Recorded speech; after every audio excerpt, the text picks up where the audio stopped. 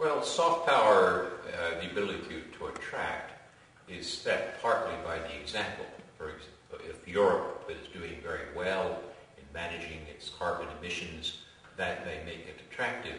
But soft power also establishes a narrative, so that, for example, if the IPCC creates the view, which is widely accepted, that there is a major danger from business as usual, then that narrative creates a tendency for people who want to move in that direction. So that's another dimension, which is not just the example, but the narrative that's created. But I would say that soft power alone isn't enough. There also has to be some hard power, which is essentially payments.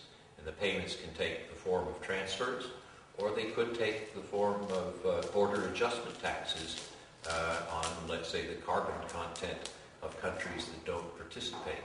So a combination of soft and hard power is smart power. I think you could find developing countries who contribute to this narrative. Obviously, states that are likely to be affected, the Maldive Islands or the various islands that work together in the UN meetings, they also have a certain amount of soft power in this. So it's not just the narrative created by the rich or the powerful.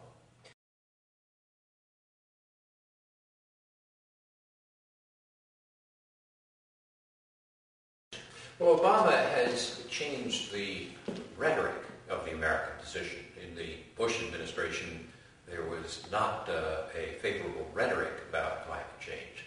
Obama has basically said we take this seriously, we want to work with others, and indeed his participation at Copenhagen helped to rescue something at the end, some political agreement, if not a binding legal treaty.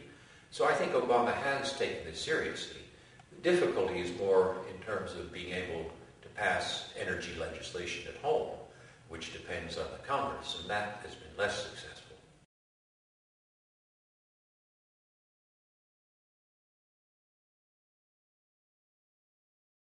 Well, I think we're going to have to use a variety of institutions. To use the European phrase, variable geometry.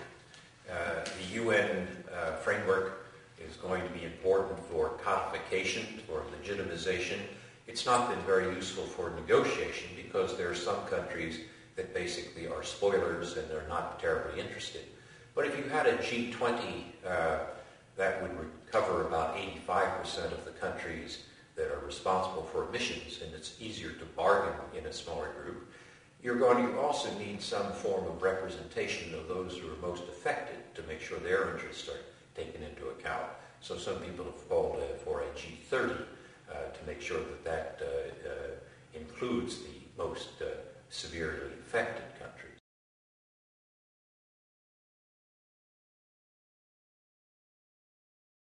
Well, transnational institutions can develop a narrative. They can provide the information which also allows countries to understand their self-interest better. The IPCC, I think, does that. One could also imagine informal monitoring. In other words, groups that basically give an independent opinion on whether a country which says it's going to reduce its carbon intensity actually is reducing the carbon intensity as much as it says. So I think they can play a variety of roles.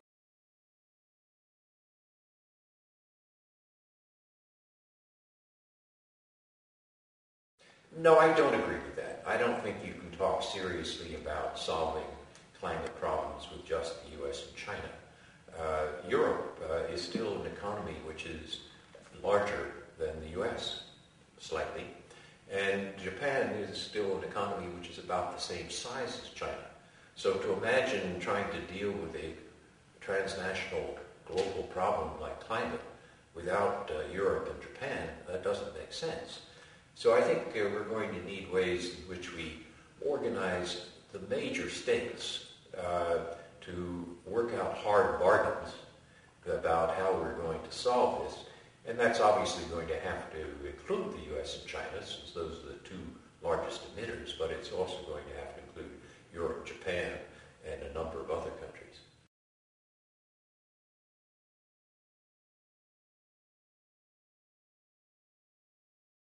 at this stage, we need to think a lot about the international relations. In other words, how do you organize so that we can manage this? There was a wonderful expression by a diplomat named Harlan Cleveland, which was, how do you get everybody into the act and still get action? And that problem is with us in climate change. When you're dealing with 192 countries all together at the same time, everybody's in the act, but it's hard to get action.